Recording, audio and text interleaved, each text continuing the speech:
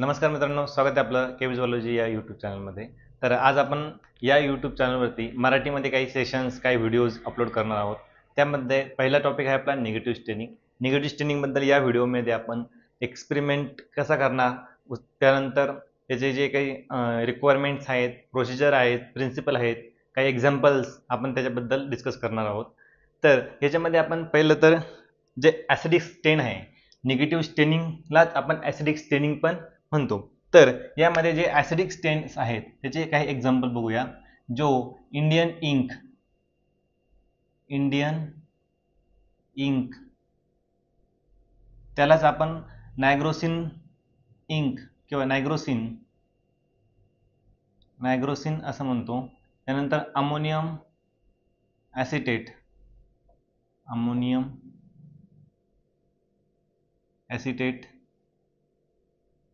Eosin आणि Congo red.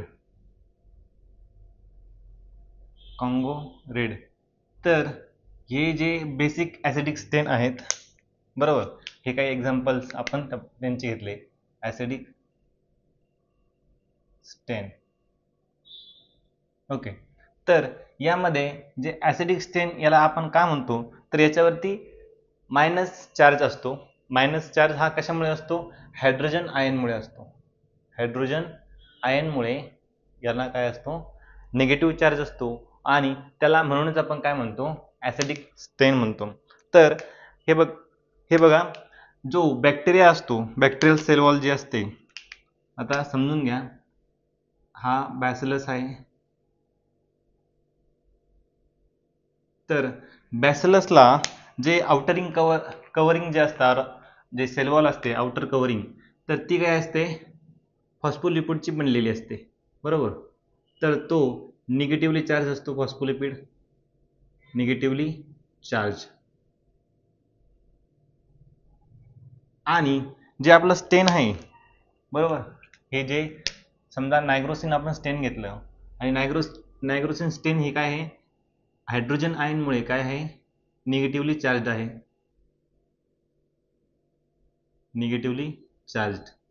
तर आपल्याला माहिती आहे की जे सेम चार्ज आयन असतात ते काय होतात? रिपल्स होतात, ओके. एकमेकांपासून काय होतात? ते दूर लोटले जातात.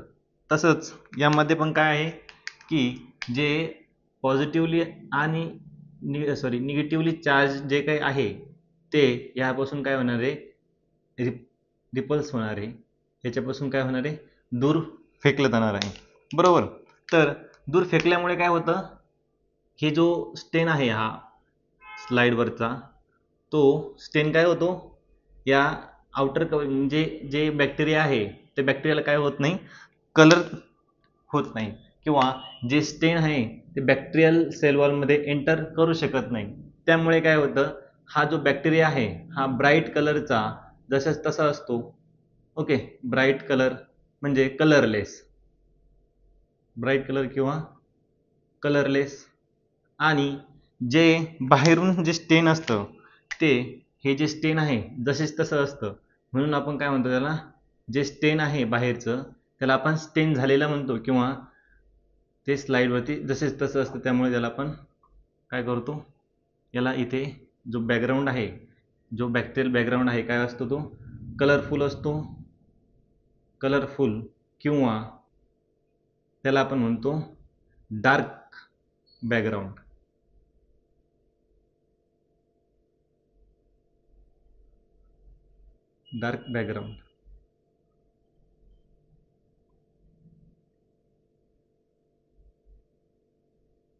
डार्क बॅकग्राऊंड असतो, ओके.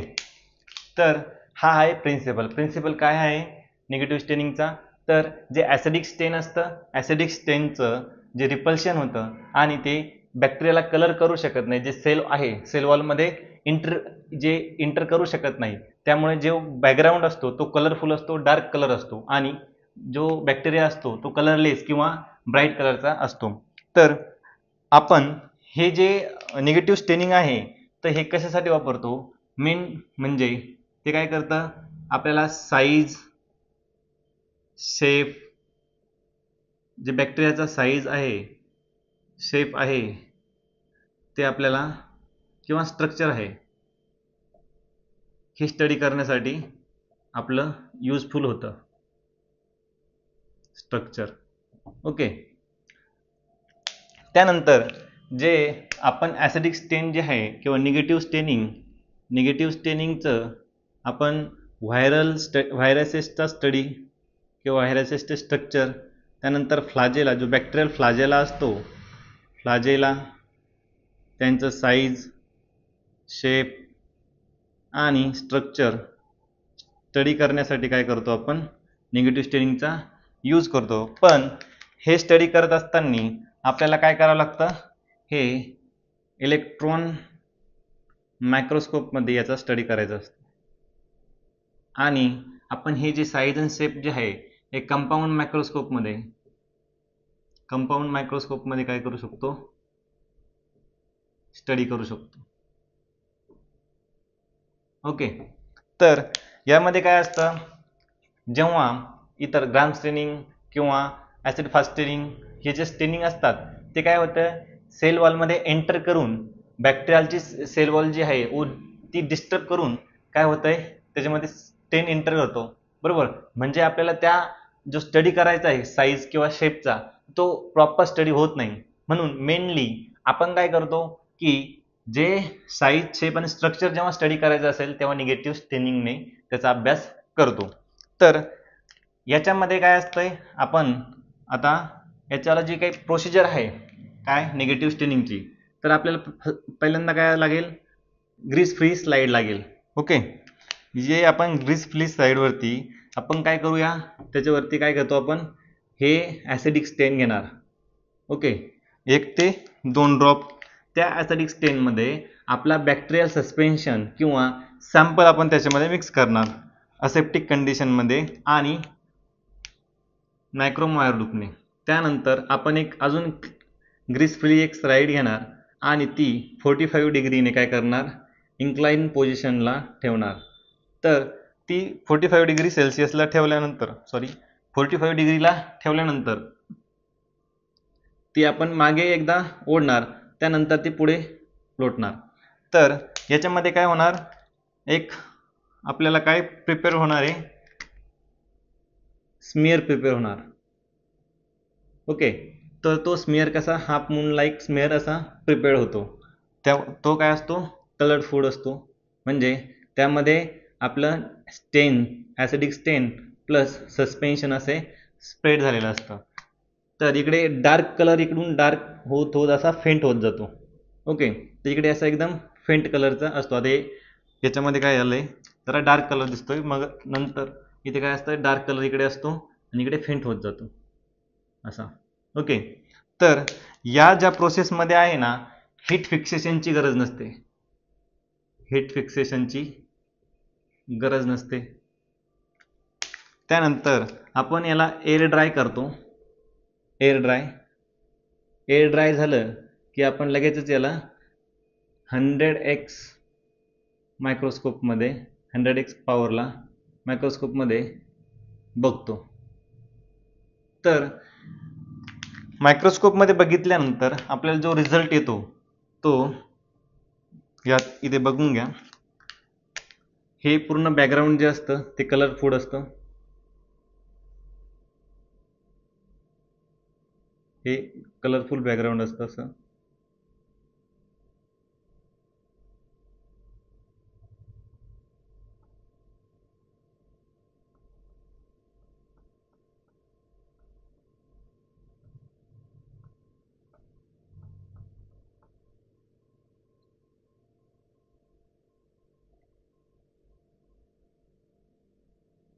आणि त्यामध्ये असे बॅसिलस किंवा बॅक्टेरियाचे आपल्याला हे दिसतात. तर हे जे डार्क कलर दिसतंय आपल्याला, हे डार्क कलर काय आहे, ॲसिडिक स्टेन आहे. ॲसिडिक स्टेन, डार्क कलर बॅकग्राऊंड.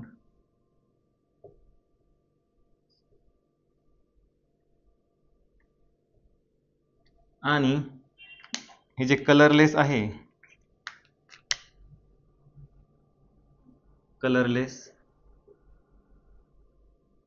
किंवा ब्राईट कलर